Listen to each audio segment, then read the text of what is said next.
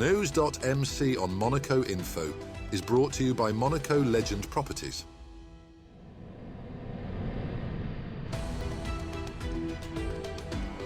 Bringing you news on Monaco's economy, culture, sports and more. Welcome to NEWS.MC, your English rendezvous on Monaco Info. Coming up on NEWS.MC, discover past week's top stories and meet the people who make Monaco. My name is Peter Kuteman. I'm the chairman and founder of Dietzman, and you are watching NEWS.MC on Monaco Info. What's been making headline in the past week?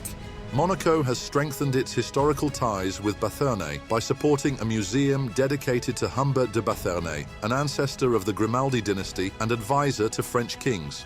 Designated a historic Grimaldi site in 2023, the village is restoring its ancient caves and lordly residence to house historical exhibits. The museum will showcase archaeological artifacts and include an open-air theatre. His Serene Highness Prince Albert II, who owns a bust of Bathernay's descendant, has backed the initiative. Construction begins soon, with an inauguration planned for 2026, further cementing the village's place in Monaco's rich historical legacy. The 27th edition of the Monte-Carlo Historic Rally brought together over 230 crews from 26 countries, celebrating vintage motorsport on a legendary route. The event began on January 30th and culminated in Monaco on the night of February 5th, retracing the iconic roads of the original Monte-Carlo Rally. Competitors faced challenging conditions, navigating narrow passes, unpredictable weather, and the famed Col de Turini.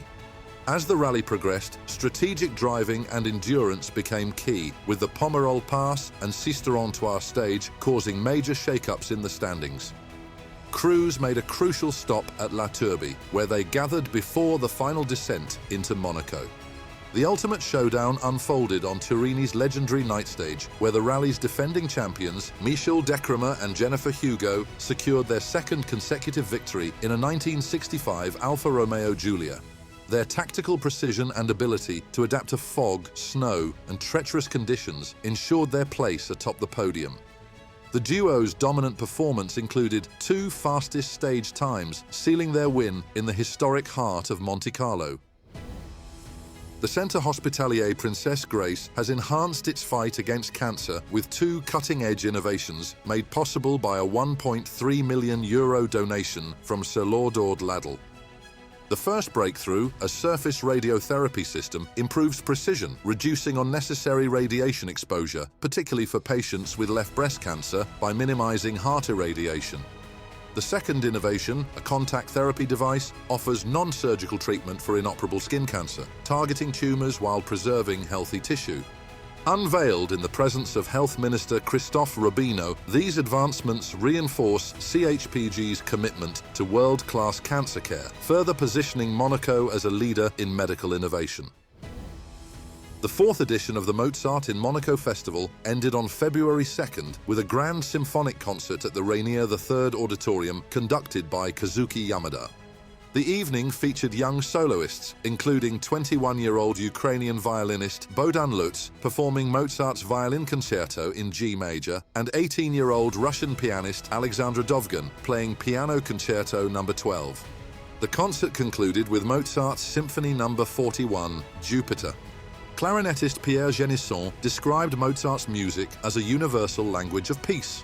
With 7 sold-out concerts, the festival reinforced Monaco's cultural prestige and Mozart's enduring legacy. Monaco's Stade Louis II celebrated its 40th anniversary, marking 4 decades as a cornerstone of Monegasque sports and culture. Inaugurated in January 1985 by His Serene Highness Prince Rainier III, the stadium has hosted legendary moments in football, athletics, swimming, and rugby, cementing its place as one of Monaco's most iconic landmarks. A ceremony attended by His Serene Highness Prince Albert II, along with key figures involved in the stadium's development, highlighted its architectural and sporting significance. With its distinctive arches and 145,000 square meters of space, Stade Louis II remains Monaco's largest public building, drawing thousands of spectators annually. A special exhibition curated by sports journalist Gerard Holtz will showcase the stadium's greatest moments, from record-breaking performances to historic tournaments. A commemorative plaque featuring 6 melted stadium seats will be unveiled in April, alongside a limited edition stamp release on March 18th. As Monaco's premier sporting venue, Stade Louis II continues to inspire athletes and fans alike, ensuring its legacy for generations to come. At a press conference on February 6th, David Massey, tournament director of the Rolex Monte-Carlo Masters, announced that the 2025 event will take place from April 5th to 13th at the Monte-Carlo Country Club, featuring 56 players and a record prize pool exceeding €6 million. This edition brings major changes, including the replacement of line judges with electronic Hawkeye Live technology. Additionally, Court Number 2 will be renamed in honor of Elisabeth Anne de Massey, former Country Club and Tennis Federation president. While Rafael Nadal won't compete, he may attend as a symbolic guest. Defending champion Stefanos Tsitsipas will aim for a 3rd consecutive title. Monaco narrowly lost 3-2 to Portugal in a hard-fought Davis Cup tie at the Monte-Carlo Country Club. Hugo Nice and Romain Arnaud lost a tight doubles match, putting Portugal ahead. Valentin Vachereau then delivered a stunning victory, defeating Nuno Borges. Arnaud fought hard against Henrique Rocha but fell, securing Portugal's win. Despite the loss, Monaco impressed, with captain Guillaume Couillard praising the team's resilience. Mike James reached a historic 5,000 career points as AS Monaco secured a 92-85 victory over Baskonia Vitoria Gasteiz in round 25 of the EuroLeague. Despite leading by 16 points at halftime, Monaco faced a comeback but responded with a strong final stretch. James led all scorers with 19 points, while Nick Calathis contributed 8 points, 7 rebounds and 7 assists. Alpha Diallo added 15 points, and Matthew Strazel, Georgios Papagiannis and Mam Jaite also made key contributions. Monaco now holds a 16-9 record, remaining in 3rd place, while Baskonia falls to 10-15.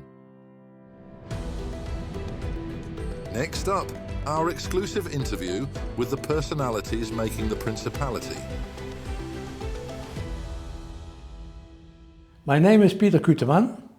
I'm the chairman and founder of Dietzmann. I'm born in a family of civil servants. I was destined also to become a civil servant. I didn't like what I saw because nobody worked, and I left. And that was a big tragedy in the family because Peter is lost. But Peter has a character. If you say you cannot do it, I show that I can.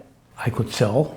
I didn't know that, but I could sell. I was successful. First of all, supplying technical personnel for overhaul of power stations. I saw that there was a need because there were monopolies and I could do it much cheaper.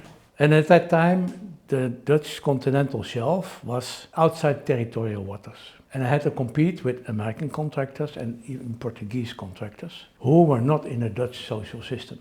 So they were much cheaper. Then I was advised, if I have my administration outside of Netherlands, then I would also be considered an offshore company. And that's how I came to Monaco. I had a friend who had a shipping agent here, and I could use his administration. And at one point in 81, I decided to buy the company. He became my partner in Dietzmann. And we changed the company, which was at the time called Big Trekkers SRM, into Dietzmann SRM. So since 81, our international coordination center and administration center is in Monaco. I became only resident in 1990. I liked it. It was safe, it was peaceful, it was well organized and still is good organized. And you know, as an entrepreneur, as a business owner, what you want is a regime that is stability. So we moved what we had in Belgium also to Monaco, and that's why Monaco became our international support and coordination center. So call it the head office, but it's not the head office. First of all, I don't like the word head office, because if people working head office, they believe they're more important than the people that make the money on site. And I don't want it. They need to serve the people on site. They have a difficult life, and here in Monaco they don't have a difficult life. So, and that's the mentality of the company, you know. It's a very cosmopolitan city. Basically, it's a city-state where the majority of residents are a melting pot of all nationalities, which creates a special dynamic. Because you're not considered, this is the Dutch guy. No, you're one of them. It creates creativity. It creates people interested in society. My wife can walk here with a Rolex. I don't have a Rolex, I have an iWatch, but my wife walks with in Belgium or in Amsterdam. You cannot do that. They cut off your arm. Where can you do that? It's in Monaco. I had the honor to be awarded by this decoration by Prince Humbert, the Order de Saint-Charles, because my initiative to set up an association here called Monaco Impact. Monaco Impact is facilitating social impact initiatives. The objective of the Monaco Ocean Protection Challenge is to become a very prestigious challenge for students, because the next generation students are the leaders of the future. We're very, very happy that this became a success, and we strive that every year is bigger.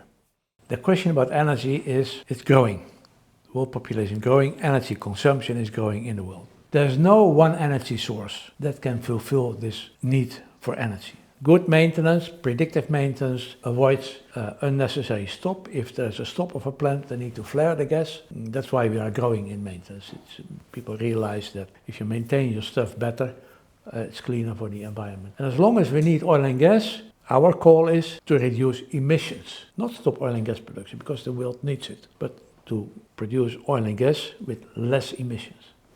2 years ago, I retired as CEO. I keep very much involved, but I'm not running the company anymore. I said to my CEO, I don't give unsolicited advice. You can always have my advice, but you have to ask me. That's my philosophy. And for the rest, I'm curious. I have a desire to learn, and this is my nature, and that's why you keep busy. You can do things that are not achievable, and you need to see the difference between what I believe is achievable and what is not achievable. And that's not so easy. But in any case, any entrepreneur that I meet is somebody that believed in something and fell down on his face because everybody said he's crazy, and didn't give up. Never give up. That's all for today. Thank you for watching NEWS.MC, your English rendezvous on Monaco Info. Discover the full interview and more stories on our websites, NEWS.MC and MonacoInfo.com. Next week, we will receive Antonia Taneva, content creator. This show is intended to provide a summary of the past week's top stories for the English-speaking audience. For daily and real-time news updates in English, please visit NEWS.MC and subscribe to our free daily newsletter. For French news, visit MonacoInfo.com. This show was brought to you by Monaco Legend Properties.